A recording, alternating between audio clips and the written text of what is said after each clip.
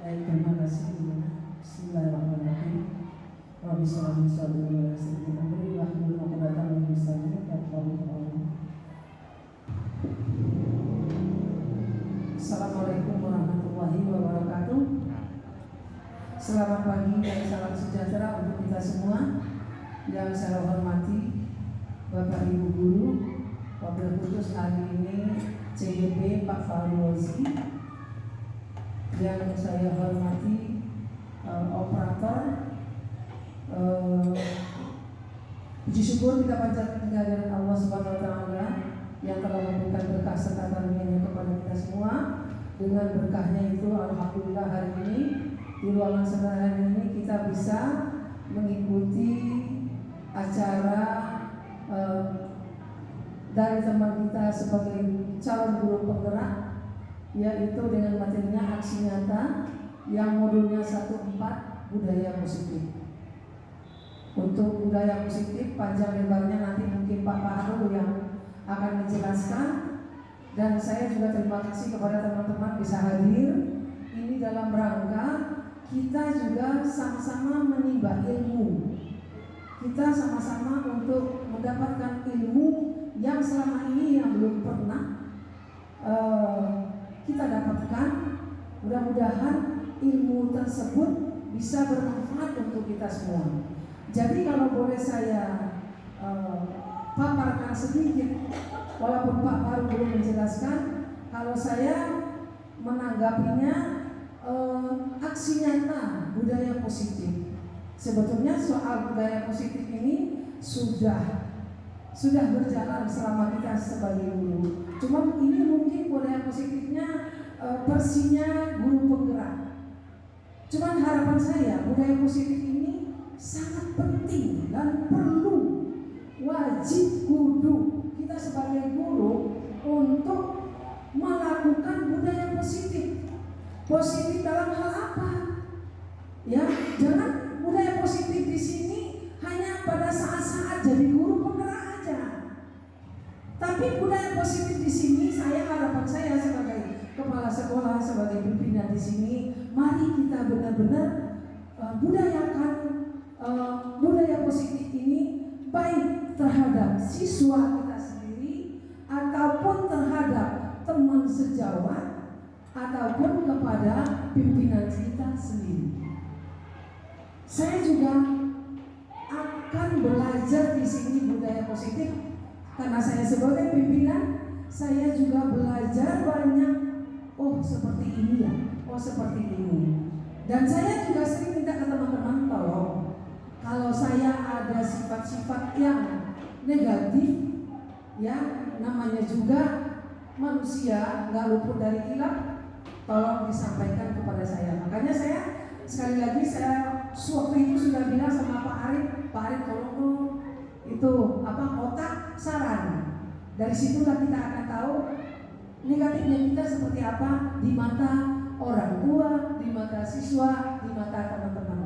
Ya, menyangkut budaya positif yang akan dijelaskan oleh Pak Paru, mungkin tidak saya panjang lebar, hanya sekedar itu saja. Untuk selanjutnya saya akhiri. Assalamualaikum warahmatullahi wabarakatuh. Mungkin boleh dari sini aja.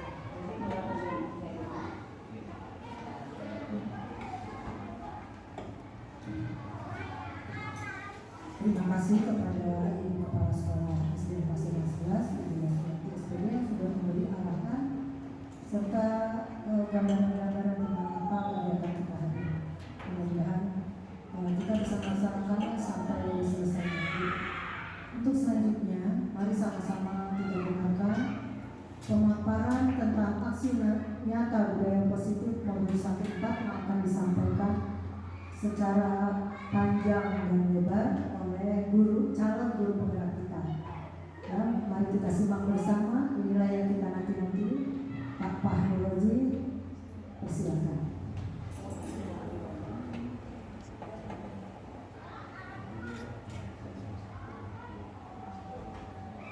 Saya buka pakai pantun nih Bapak Ibu.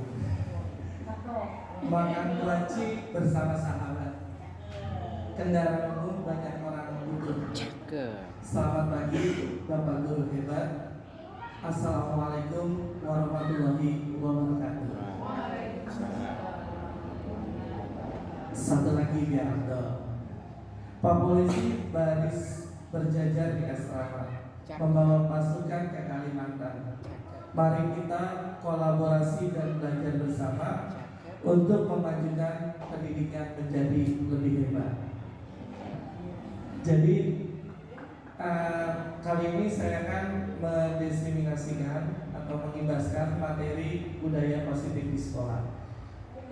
Di sini saya bukan maksud untuk menggurui, karena Bapak Guru ini sudah Bapak Guru hebat.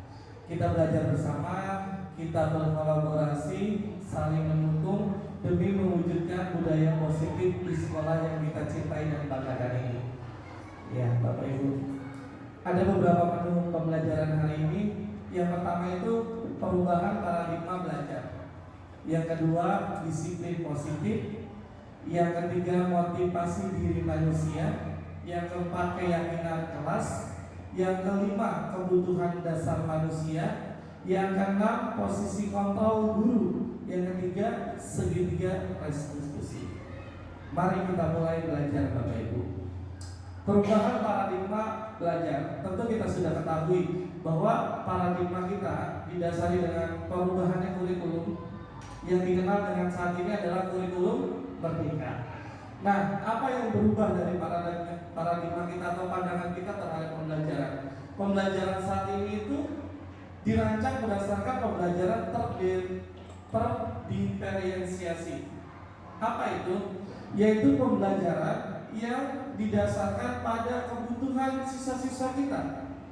Jadi kita menyediakan segala bentuk kebutuhan belajar siswa kita sesuai dengan kodratnya. Kalau Pak Ki Hajar Dewantara itu kodratnya. Karena pada dasarnya anak itu memiliki kebutuhan yang berbeda-beda. Anak itu semuanya istimewa. Mungkin ada anak yang gaya belajarnya senang menggunakan video. Kita siapkan video pembelajaran. Mungkin ada anak yang senang melihat langsung benda-benda di sekitarnya. Kita gunakan media itu. Jadi yang selama ini kita bersudut pandang bahwa anak adalah sebuah kertas kosong yang bisa digambarkan oleh gurunya, ternyata anak itu sudah memiliki kebutuhan dan anak itu sudah memiliki kodratnya masing-masing. Gitu Bapak Ibu. Nah, tujuannya apa? Dengan memberikan kebutuhan kepada siswa itu, tujuannya agar membentuk profil pelajar Pancasila. Nah, profil pelajar Pancasila ini itu ada 6 dimensi. Yang pertama, diharapkan setelah tadi kita memberikan pembelajaran sesuai dengan kebutuhan anak, diharapkan anak itu satu, memiliki iman dan takwa. Yang kedua, berkebinakan global. Berkebinakan global ini isinya dia anak itu berbudaya, toleransi. Yang ketiga itu gotong royong. Anak itu mampu bekerja sama, mampu saling mendukung dengan temannya. Yang keempat itu kreatif. Nah, kita itu setelah memberikan pembelajaran yang sesuai dengan kebutuhannya, diharapkan itu anak-anak itu bisa mengembangkan kreativitasnya. Yang selanjutnya itu bernalar kritis. Bernalar kritis itu diharapkan anak itu bisa menggali informasi itu dari segala hal. Jadi paradigma saat ini itu guru itu bukan satu-satunya sumber belajar. Jadi guru itu bukan satu-satunya sumber belajar. Banyak hal lain sebagai sumber belajar anak. Nah, selanjutnya yaitu mandiri. Bapak Ki Hajar Dewantara berpandangan diibaratkan guru itu adalah seorang petani. Guru itu adalah seorang petani. Nah, siswa ini adalah benih-benihnya. Nah, ketika kita pun benihnya si anak ini tadi, ya nggak mungkin kita akan memanen bayam. Ya, itu yang disebut kodratnya. Nah, apa tugasnya? Petani itu kan tugasnya ketika sudah ada benihnya nih Bapak Ibu ya. Tugas petaninya adalah merawat tanahnya, memberi pupuk. Begitu juga kita sebagai guru, tugas kita merawat anak itu. Jadi anak itu sudah memiliki kemampuan, anak itu istimewa, anak kita bawa keistimewaan itu. Jangan berubah bibitnya, tapi kita merawat tanahnya, merawat, kita siram, kita kasih pupuk. Nah, Hajar Dewantara itu mengibaratkan guru itu adalah seorang petani yang bisa memupuk ya. Kita dulu kenal istilah memupuk ya Bapak Ibu ya. Kita juga memupuk sikapnya, gitu Bapak Ibu. Ini pandangan dari Ki Hajar Dewantara. Perubahan paradigma teori kontrol. Nah, sekarang saya minta mempraktekkan nih. Satu Bapak Guru, satu Ibu Guru. Coba berdiri, maju ke depan. Siapa yang mau nih? Siapa yang mau? Ayo. Ayo Pak Yusuf, boleh Pak Yusuf? Maju Pak Yusuf, gak apa-apa. Enggak, maju dulu. Pak Yusuf, satu Bu Lina mungkin boleh Bu Lina. Oke. Nah, di sini ada kertasnya ya. Minta kertas, Ibu Lina minta kertas, kita bawa kertas. Sebenarnya Bu Lina, kita tentang selembar aja Pak, selembar aja, sedikit Pak, sedikit. Nah, sekarang tentang teori kontrol Bapak Ibu, teori kontrol. Bisa aja. Ya, paling kakak. Nah, sekarang Bu Lina tulis benda yang berharga menurut Bu Lina. Iya, yang berharga terserah Bu Lina. Apapun itu yang berharga untuk Bu Lina. Nah, buat bebas yang berharga. Nah, Bu Lina sekarang lipat kertasnya. Bu Lina lipat, Bu Lina pegang erat-erat yang kencang. Pegang dulu, pegang. Nah, sekarang Pak Yusuf rayu biar Bu Lina bisa buka tangannya. Kira-kira bisa nggak rayu biar bisa dibuka? Gimana Pak Yusuf rayunya dengan berbagai cara? Rayu anak rumahnya. Ya, ini maksudnya merayu bisa anak orang tua, gimana cara membuka benda harga ini? Dengan cara Pak Yusuf. Bapak aja, jangan dibuat saya. Versi orang tua ya. Enggak versi mau teman bebas, pokoknya Bu Lina punya benda berharga, Pak Yusuf merayu. Nah, kira-kira Bu Lina bisa membuka atau tidak membuka? Iya, kalau silakan namanya juga lah ya. Baik Bu Lina, dengan monggo saya ngomong dulu. Saya dengar kebenaran saya Bu Lina, alangkah Bu Lina bersedia atau tidak. Tadi saya harap sih Bu Lina bersedia untuk membuka kemakmuran Bu Lina, karena saya mempunyai sesuatu bisa membaca garis tangan Bu Lina. Saya bisa mendapat apa yang Bu Lina ini. Coba saya lihat jari Bu Lina begini aja. Enggak. Apakah saya bisa membaca atau tidak? Karena itu penting loh Bu Lina. Karena dari garis tangan kita bisa melihat kesehatan Bu Lina. Dengan waktu jika Bu Lina bersedia, Kira-kira bersedia atau enggak?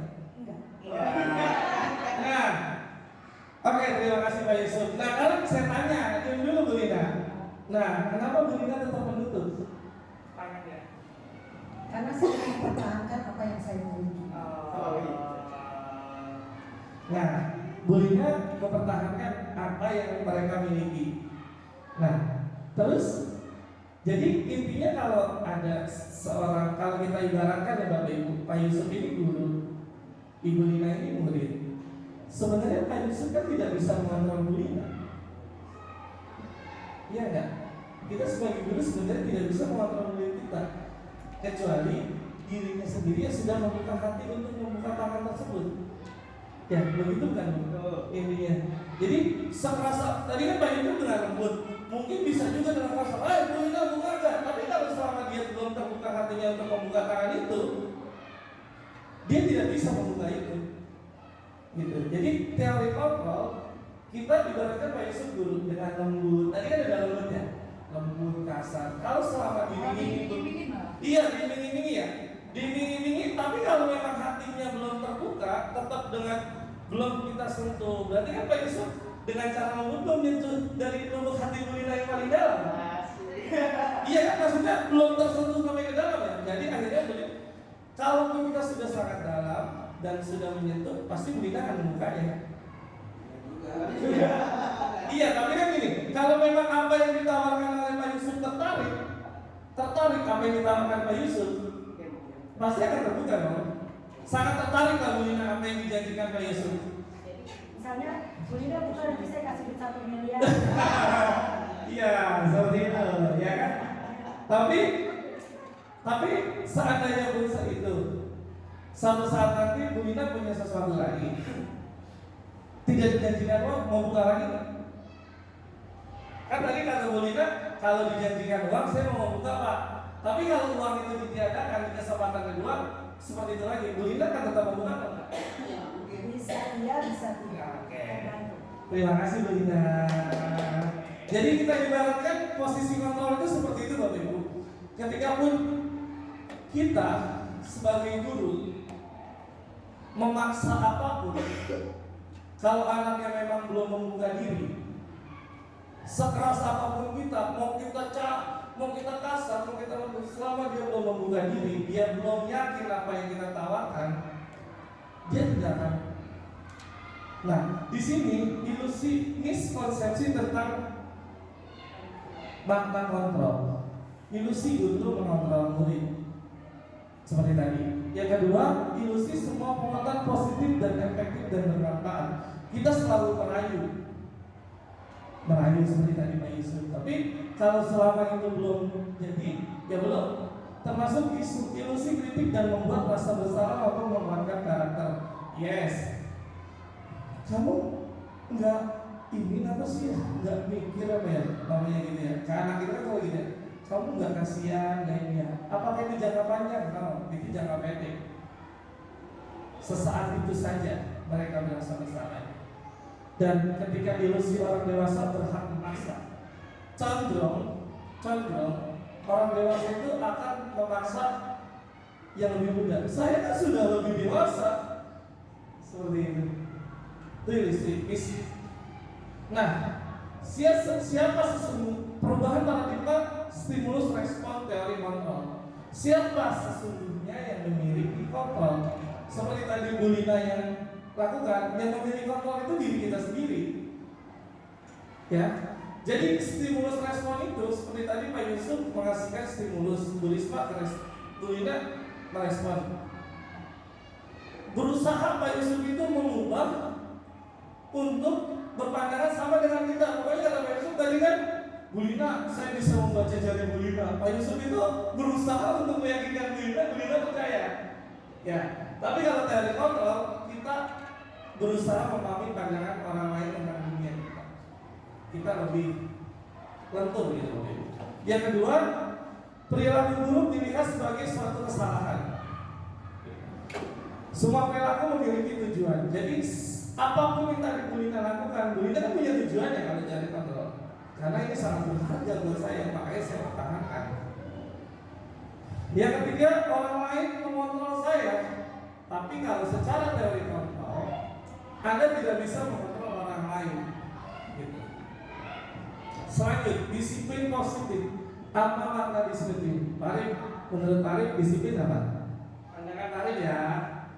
Yang disiplin itu pertama ya pasti bertanggung jawab, kemudian secara kasat mata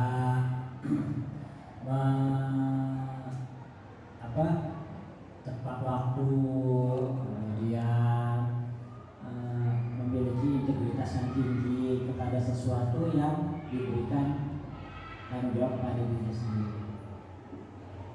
ada yang punya pandangan tentang disiplin Bapak Ibu? Oke. Secara teori, dalam budaya kita, maka disiplin itu menjadi sesuatu yang dilakukan seseorang pada orang lain untuk mendapatkan kepatuhan. Tapi kita cenderung menghubungkan kata disiplin dengan ketidaknyamanan.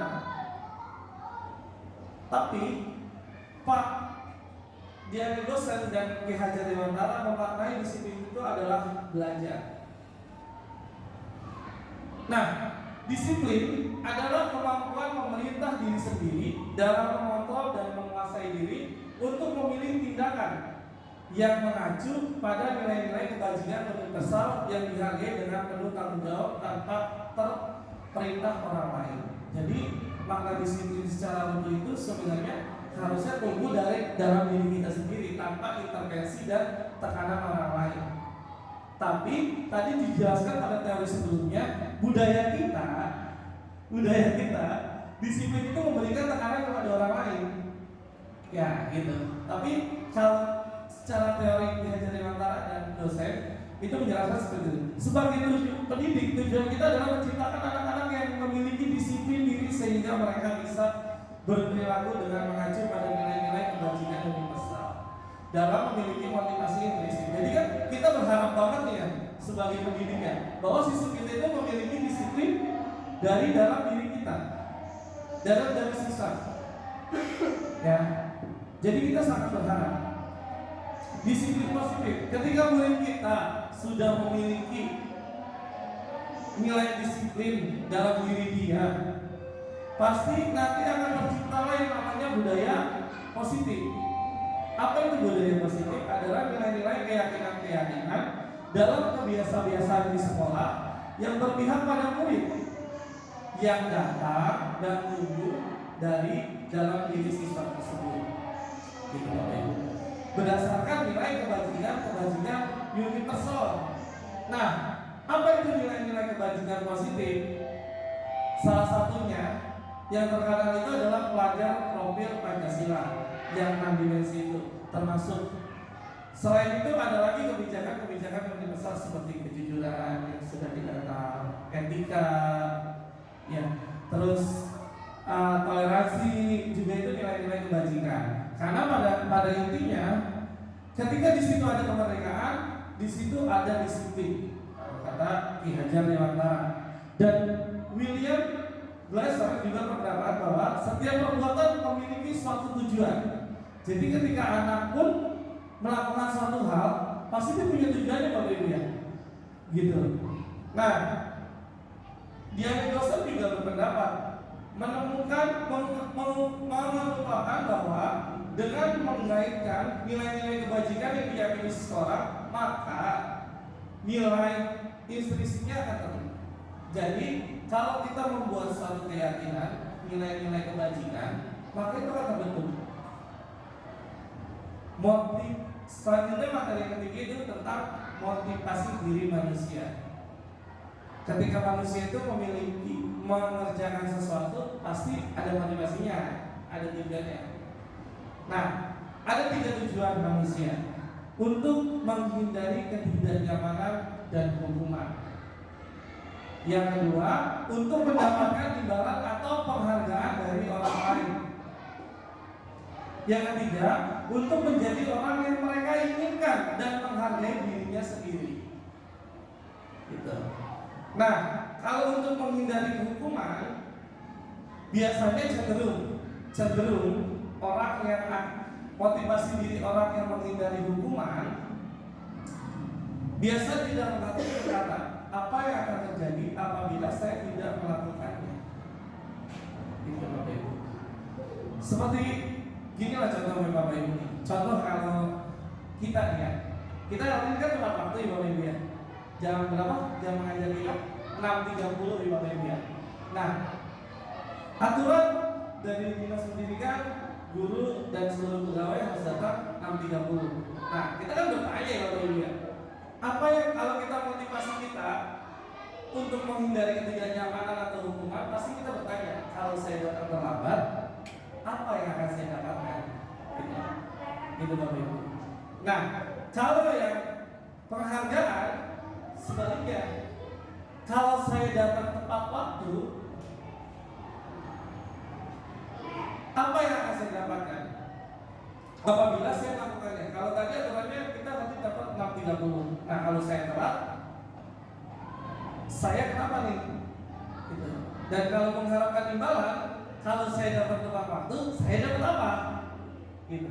Tapi kalau yang ketiga untuk menghargai dirinya sendiri, saya akan menjadi orang yang seperti apa yang bila saya melakukannya. Jadi ketika orang itu memang sudah memiliki dan menghargai diri sendiri dan memiliki rasa tanggung jawab tanpa embel-embel hukuman dan hargaan ini, pasti dia akan datang sesuai dengan 6.30 itu.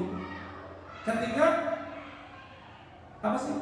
Ketika yang dari eksternal ini kalau hukuman dan penghargaan bukan dari dalam orang itu sendiri.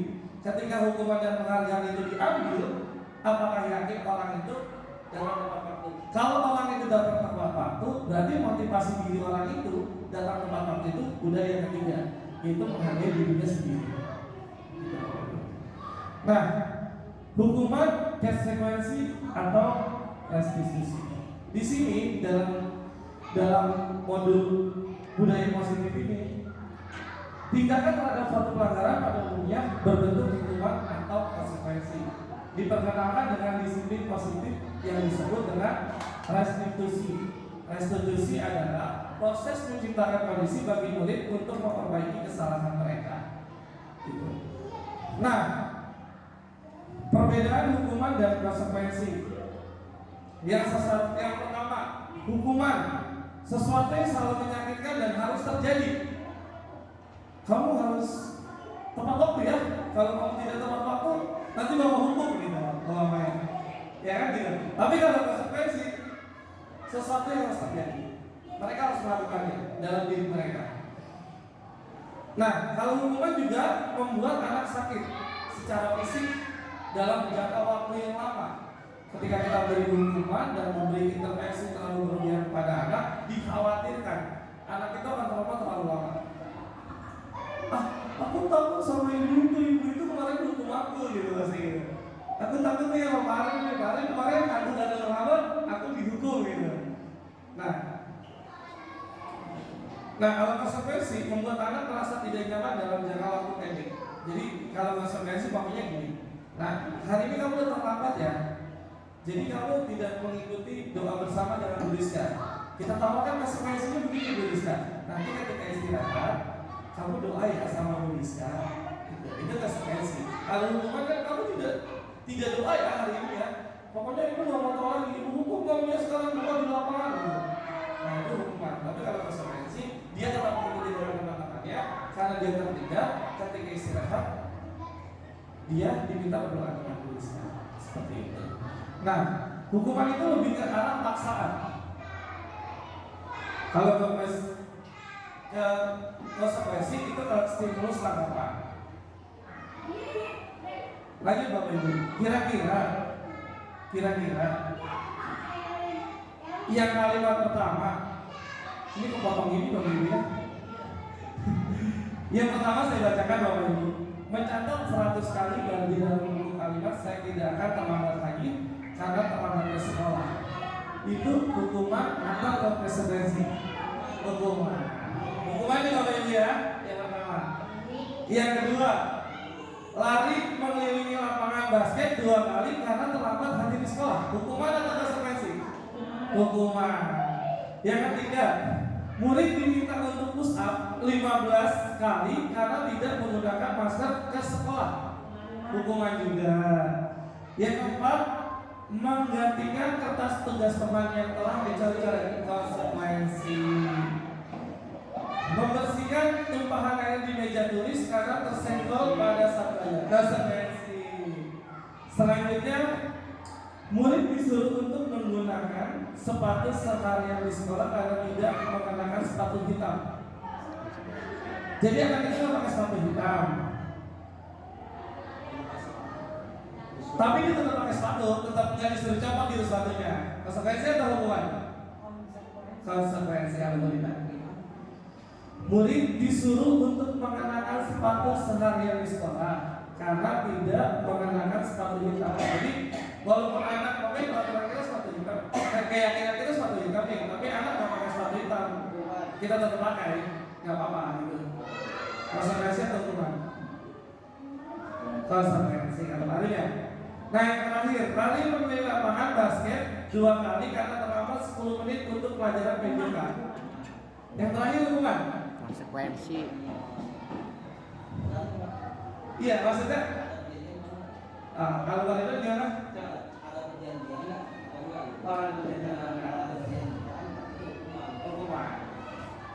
Bu Ina bertanya konsekuensi atau hukuman? Ya, ini sama seperti Pak Ridwan, semua yang kita lakukan ini sudah sudah komitmen bersama. Kalau kita komitmen bersama, tentu dia konsekuensinya harus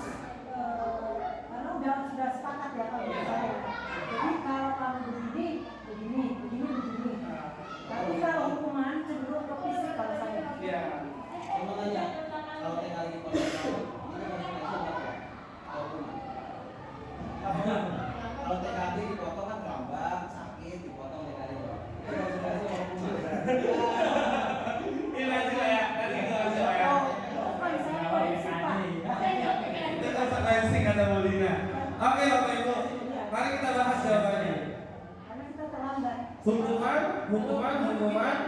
yang keempat tadi konsekuensi, yang kelima itu hukuman, yang keenam konsekuensi ternyata Bapak Ibu. Kenapa yang terakhir itu tadi konsekuensi? Karena di lari memilih lapangan basket 2 kali karena terlambat 10 menit untuk pelajaran PJOK. Jadi ketika dia terlambat, dia tidak mengikuti pemanasan, gitu. Nah, dia konsekuensi karena dia di pelajaran PJOK Bapak Ibu. Dia di pelajaran PJOK ketika iya, jadi konsekuensinya karena dia sudah datang terlambat diganti. Karena masih itu kan diganti. Seperti tadi dia tidak berdoa pagi, dia berdoa ketika jam istirahat. Nah itu konsekuensi Bapak Ibu. Gitu. Nah, ada yang namanya ternyata hukuman dan penghargaan itu sama.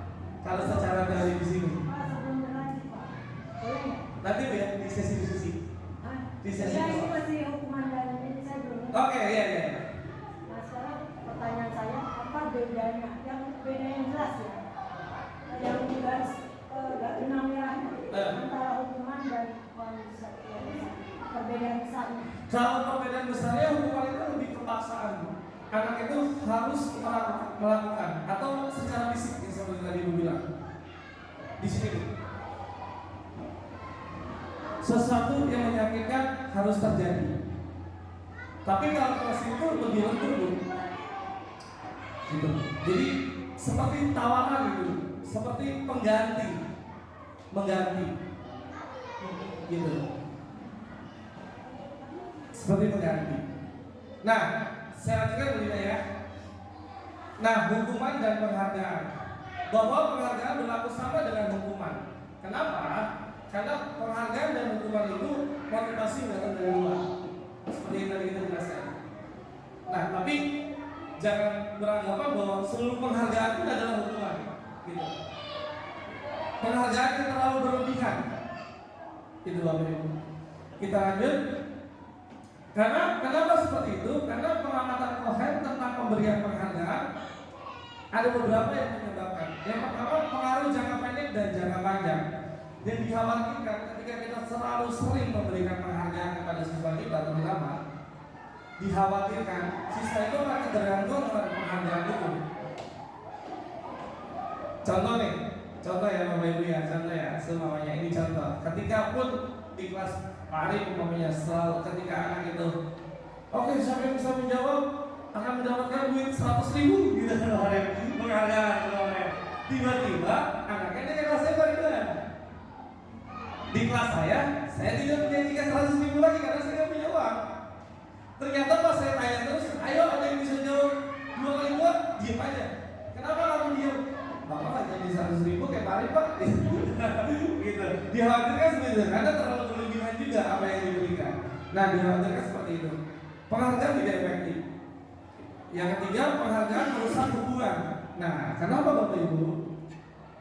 Kalau penghargaan merusak hubungan, dikhawatirkan ketika anak ini mendapatkan terlalu sering penghargaan juga, anak yang lain jangan dia mulai jawab, aku gak kebagian 100.000-nya gitu. Jadi anak yang terlalu sering mendapat penghargaan juga tak dikhawatirkan itu akan dikucilkan oleh teman-temannya. Itu dapat merusak hubungan dia. Kalau bahasa kita orang dewasa, anak emas kali ya. Ya, yang apa penghargaan mengurangi ketepatan. Ini berdasarkan penelitian dari pengamatan Cohen. Yang selanjutnya penghargaan menurunkan kualitas. Yang selanjutnya penghargaan mematikan kreativitas. Penghargaan penghukum. Nah, dijelaskan dari materi tersebut kenapa penghargaan menghukum. Diceritakan dalam teori tersebut ada 2, umpamanya siswa kita, ada yang satu mendapat ranking 1, yang satu mendapat ranking 2. Ketika pun anak yang ranking 2 itu padahal dia mendapat peringkat kan menurut kita pribadi. Tapi dikhawatirkan anak itu merasa, aku kalah sama teman aku ini, berarti aku gagal nih menjadi yang terbaik. Gitu. Kalau penelitian berdasarkan teori Cohen ini. Nah, ya, ya kan ini kan penelitian ya Pak, berdasarkan penelitian dijelaskan oleh dosen. Yang yang kita harapkan motivasi dari dalam diri atau disebut dengan motivasi intrinsik. Nah, gimana untuk menciptakan itu? Dikenalkan dengan istilah restitusi. Restitusi adalah proses menciptakan kondisi bagi murid untuk memperbaiki kesalahan mereka sehingga bisa kembali ke golongan mereka. Pendekatannya bukan pada bagaimana berperilaku untuk menyenangkan orang lain atau menghindari tidak nyamanan, namun tujuannya untuk menjadi orang yang menghargai dirinya sendiri. Nah, kalau Bu Lina tadi nanya di mana sih Pak bedanya? Hukuman ini udah tentu intensitas gagal Bapak Ibu. Jadi kita perubahan paradigma kita, hindarilah sekarang kita hukuman. Tapi kita lebih ke identitas sukses, disiplin. Kita menerapkan konsekuensi dan restitusi. Nanti kalau yang Bu Lina tadi tanyakan bedanya di mana? Nanti ada Bu Lina di tengah-tengah.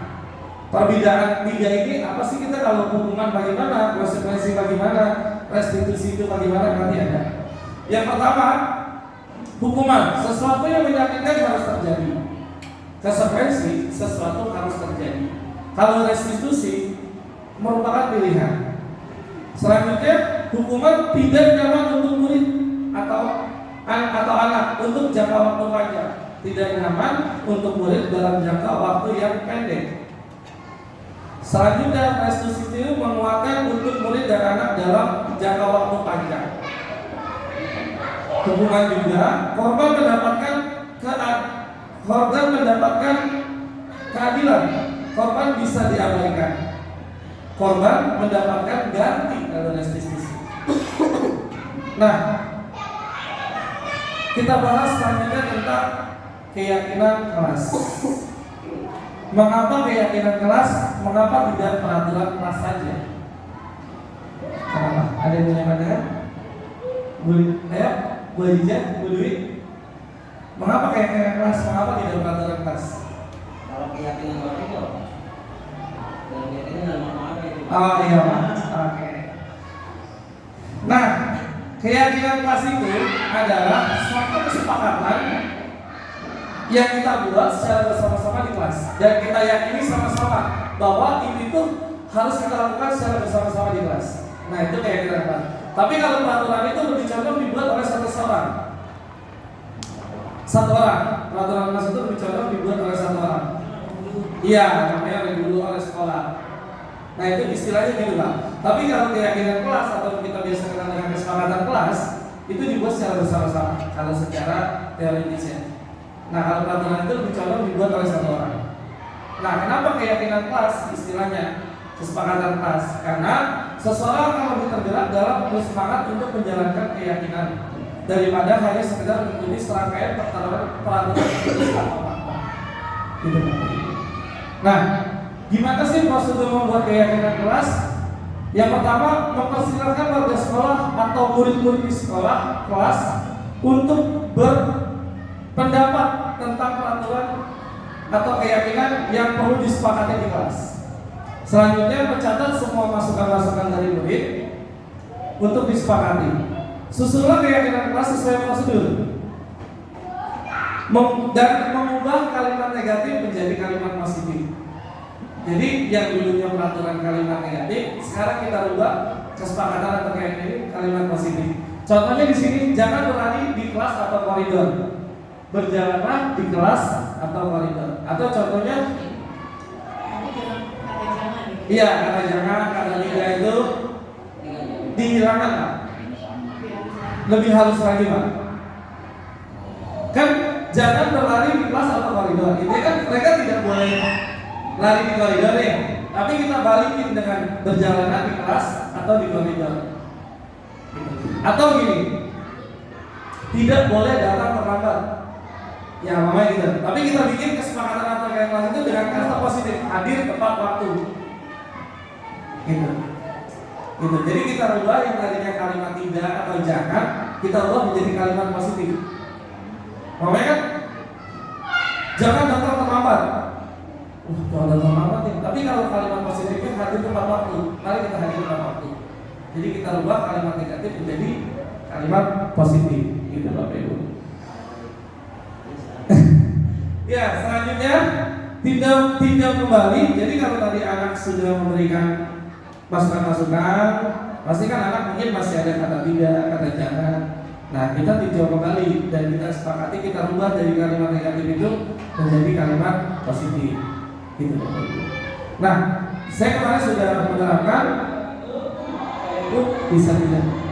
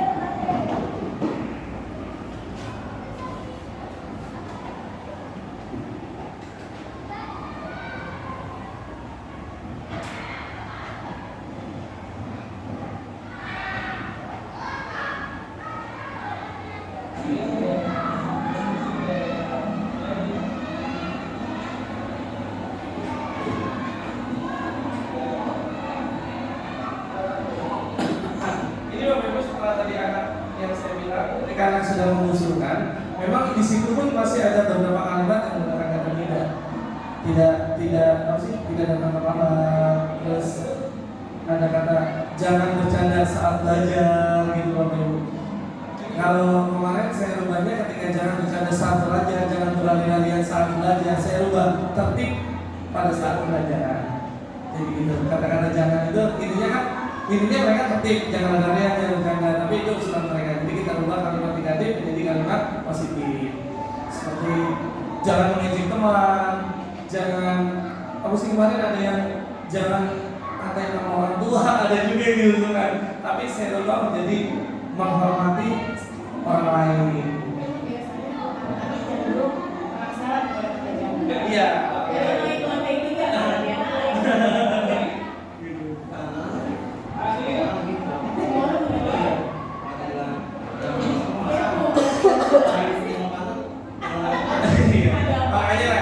Makanya di teori ini ya ini mungkin ditawarkan untuk coba kita ubah menjadi kalimat positif. Mungkin akan datang dari dalam diri kita itu untuk mengalahkan hal positif.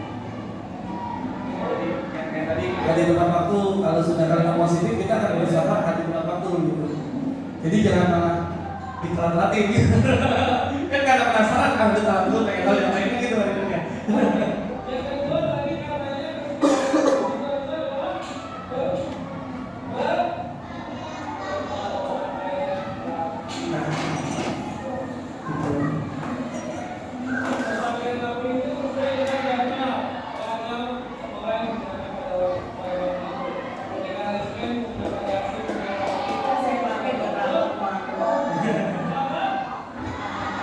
Oke, Bapak Ibu. Nanti akhirnya terbentuklah kesepakatan dan secara teori di sini kesepakatan yang terlalu banyak juga Bapak Ibu cukup 5 atau 8. Gitu.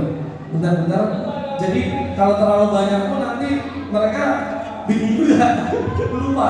Jangan terlalu banyak juga kalau buat kesepakatan kelas Bapak Ibu. Oke. Nah, selanjutnya pembahasannya tadi sudah keyakinan kelas Bapak Ibu yang semoga video tadi dapat menginspirasi Bapak Ibu untuk membuat kesepakatan dengan siswa-siswanya. Gitu. Pasti setiap kelas nanti akan beda-beda. Nah, syukur-syukur yang kemarin kita ada perdebatan tentang aturan HP itu tadi kan, kita bisa bikin kesepakatan secara sekolah. Mungkin nanti ada perwakilan dari orang tua atau kita, termasuk siswanya pun nggak ada salahnya kita tanya siswanya pandangannya kan, siswa pandangannya, orang tua kita pandangannya. Saya sih berharap ya, bukan hanya di kelas saja, termasuk ada kesepakatan sekolah gitu. Jadi bukan hanya aturan yang dibuat oleh satu orang, semuanya dijalankan, tapi benar-benar kesepakatan yang dibuat secara bersama-sama. Ada pihak guru, pihak kepala sekolah, pihak orang tua, pihak siswa. Jadi memang kesepakatan itu hal-hal positif yang dapat kita jalankan.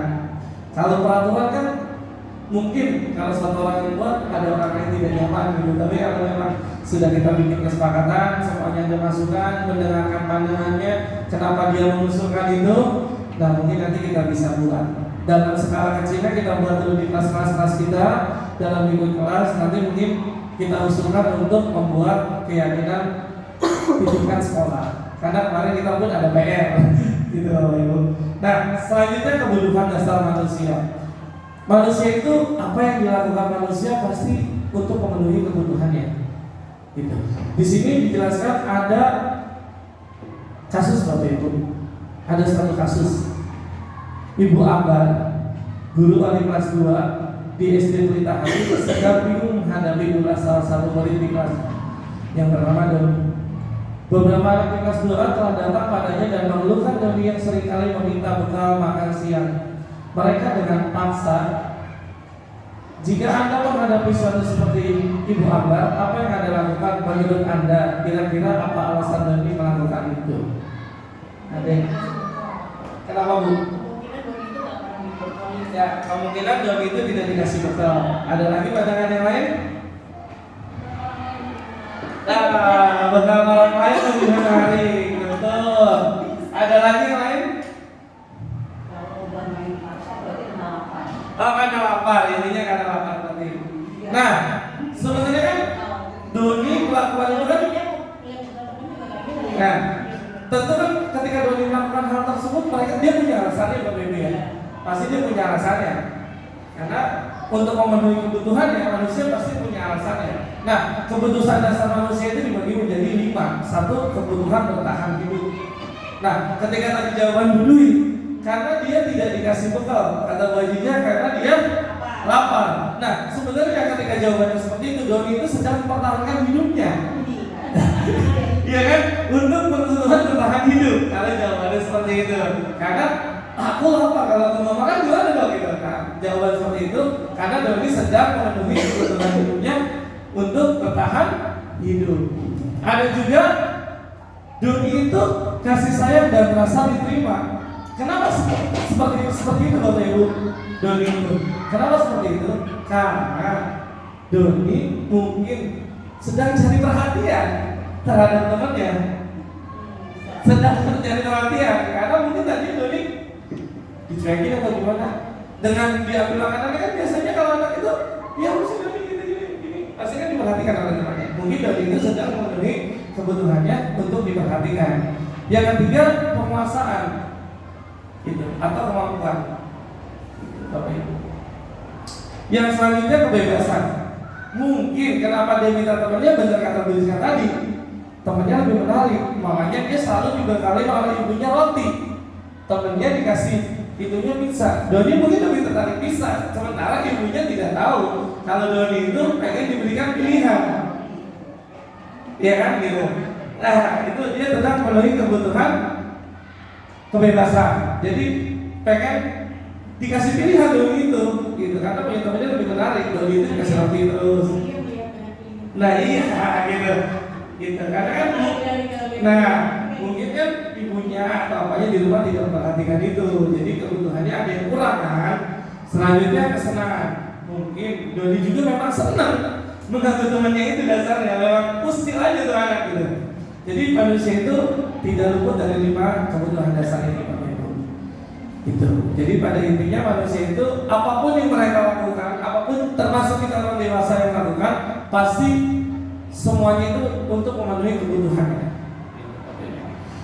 Nah, selanjutnya posisi kontrol kita sebagai guru. Nah, di sini dijelaskan posisi kontrol guru itu menurut William Gibson itu ada 5. Yang pertama itu penghukum. Yang kedua membuat rasa bersalah. Yang ketiga sebagai teman. Yang keempat pemantau. Yang kelima manajer. Nah, kalau penghukum itu cenderung dengan suara tinggi. Suara tinggi. Patuhi aturan saya ya, awas kalau tidak mematuhi aturan saya. Nah, kalau pembuat merasa bersalah, suaranya memelas halus. Contoh, anak murid kita tidak mengerjakan PR.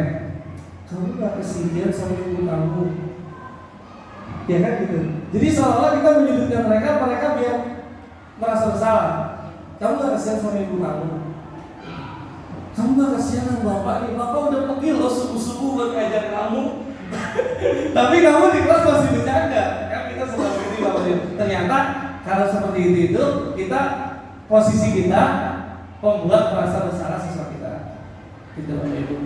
Nah, teman, posisi kontrol sebagai teman cenderungnya gini. Kalaupun kita mau disupervisi Bapak Ibu ini biasanya ada penilaian, bantu ibu ya, nanti kamu tertib gitu ya. Tolong dong bantu Bapak Ibu, ayo dong tertib bantu ibu gitu. Atau gini, kalau ini, ayo dong bantu ibu, pokoknya kamu sebisa mungkin tampil yang maksimal ya gitu. Itu kita selalu sebagai teman Bapak Ibu kalau posisi kontrol kita. Yang selanjutnya pemantau. Pemantau ini lebih ke berdasarkan data. Gitu. Peraturannya apa? Kesepakatannya apa? Apa yang telah kamu lakukan? Gitu, Bapak Ibu. Nah, ada lagi yang paling ditawarkan dari materi ini itu adalah sebagai manajer. Manajer ini di mana guru berbuat sesuatu bersama dengan murid, mempersilahkan murid mempertanggungjawabkan perilakunya,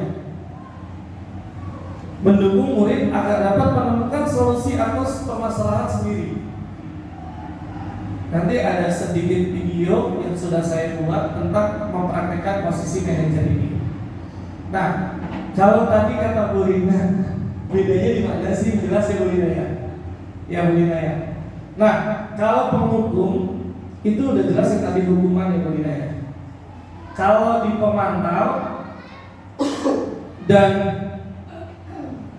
pemantau itu lebih ke konsekuensi dan manajer itu lebih ke restitusi. Guru berbuat, kalau penghukum itu menghardik.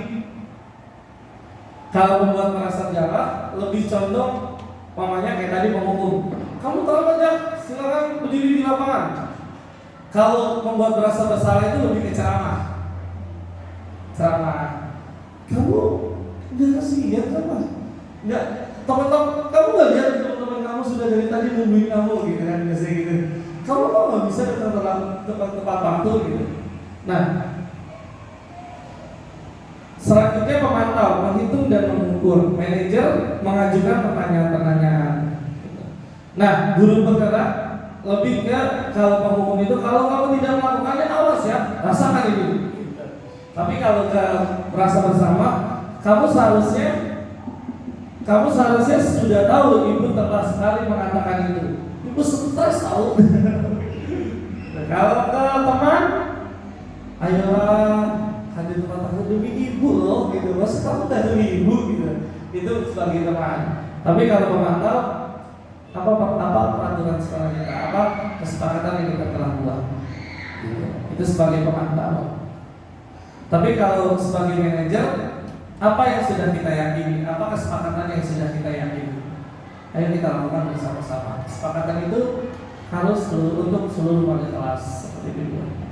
Nah, ketika tadi kita guru sudah berkata, guru sudah berbuat, hasilnya apa? Kalau hukum itu memberontak, menyalahkan orang lain dan berbohong untuk menghindari hukuman tadi. Ya. Kalau pembuat merasa bersalah, menyembunyikan, menyangkal, berbohong. Teman, ketergantungan. Kalau pemantau, menyesuaikan diri bila diawasi. Nah, kalau manajer menguatkan pribadi. Itu namanya. Nah, untuk manajer itu dalam guru penggerak ini ada yang namanya segitiga restitusi. Segitiga restitusi itu ada 3. Yang pertama itu menstabilkan identitas. Setiap orang pasti pernah melakukan kesalahan tersebut. Kata-kata itu yang akan kita keluarkan. Yang kedua, validasi tindakan yang salah. Dan yang terakhir, menanyakan keyakinan kelas. Kita bahas satu-satu. Menstabilkan identitas. Untuk membuat anak merasa gagal karena berbuat salah menjadi positif terhadap dirinya. Apa yang bisa kita katakan ketika anak melakukan kesalahan? Berbuat salah itu hal yang manusiawi kan? Itu di tahap-tahap awal, bukan kita membenarkan, tapi nanti ada tahapan-tahapan selanjutnya. Tidak ada manusia yang sempurna. Jadi biar anak ini itu tidak tertekan dulu di awal-awal ketika mereka memang melakukan kesalahan. Kita tahu anak itu memang melakukan kesalahan, ya. Tapi di awal-awal jangan langsung menghujat atau menghukum, gitu. Dalam segitiga restitusi ini. Nah, setelah kita menstabilkan identitas tersebut, anak itu bisa berkata dan bercerita, maka kita tanyakan, kamu pasti punya alasan melakukan hal tersebut. Kita dengarkan dulu ceritanya, alasannya kenapa. Atau ketika dia tadi kan kita sudah stabilkan identitasnya. Contohnya anak itu melakukan kesalahan terlambat di waktu itu ya. Kita pandang dulu, kamu bukan satu-satunya orang kok yang datang terlambat. Bukan kamu aja yang pernah terlambat. Nah, kalau kita lanjutkan dengan kata, tentu kamu punya alasan kenapa datang terlambat. Anak itu kan pasti bercerita ya, saya kok terlambat karena bangun kesiangan. Kita tanyakan lagi, kenapa kamu bangun kesiangan? Gitu. Karena saya semalam tidurnya larut malam. Nah, menurut kamu tidur larut malam itu suatu kesalahan atau bukan? Baru kita ke arah situ, Bapak Ibu. Iya Pak, salah. Tidur larut malam itu salah, sehingga datang terlambat. Gitu, Bapak Ibu. Nah, setelah itu baru kita tanyakan keyakinan kelas kita. Apa sih keyakinan kelas kita, kesepakatan kelas kita tadi hadir tepat waktu. Nah, kita tanyakan lagi untuk menjalankan keyakinan kelas itu dengan baik. Kira-kira solusi apa yang akan kamu lakukan agar kamu tidak datang terlambat? Nah, mereka menjawab lagi. Mereka menjawab lagi bahwa agar saya tidak terlambat, maka saya tidak akan tidur tepat waktu. Jadi kita menyadarkan mereka adalah untuk mencari solusinya kesalahan mereka. Itu yang ditawarkan dari segitiga restitusi. Nah, ini penerapan segitiga restitusi yang telah saya lakukan.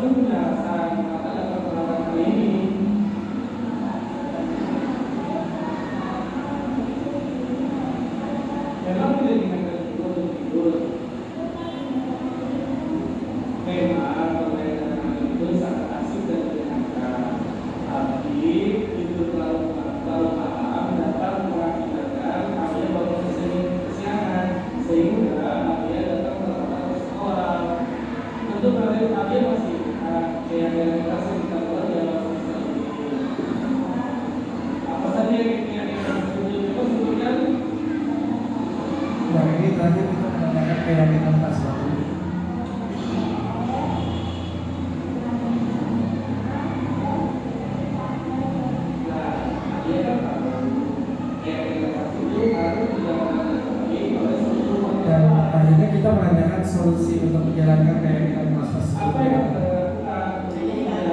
Iya, kira-kira dia punya solusi apa biar nggak hadir tepat waktu? Iya, seperti itu.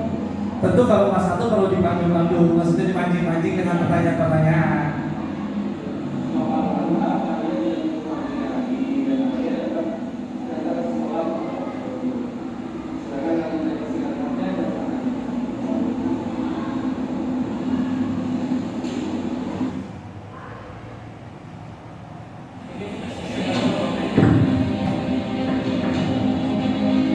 Ilustrasi kejadian ya Bapak Ibu, bukan sesungguhnya. Ada yang dulu ya, ilustrasi kejadian.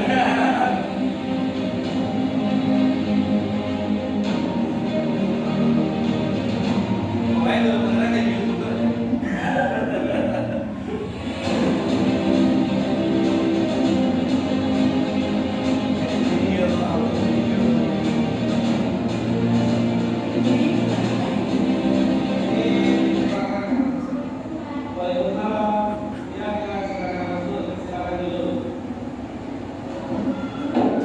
Dokter ya.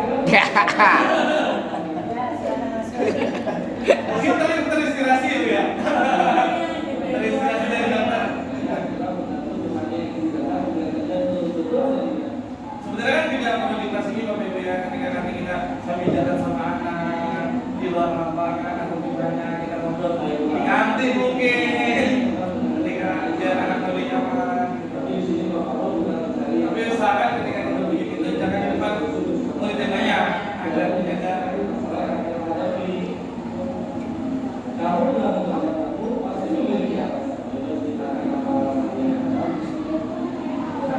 ini harus ditanyakan kenapa dia melakukan lagi, alasannya apa?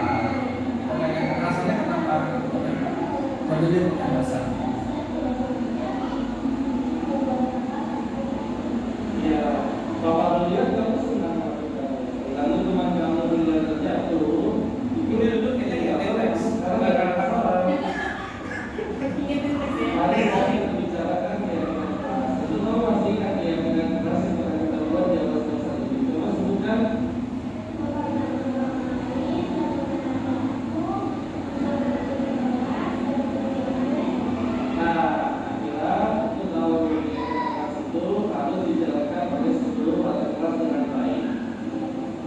Apa yang harus kita lakukan sekarang adalah menjalankan keyakinan kamu itu.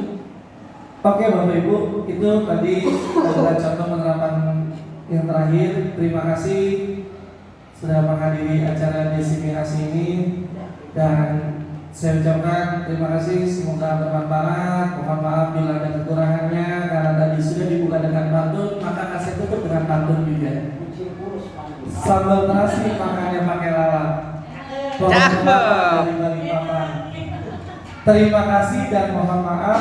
Sampai jumpa di lain kesempatan. Terima kasih, salam dan bahagia.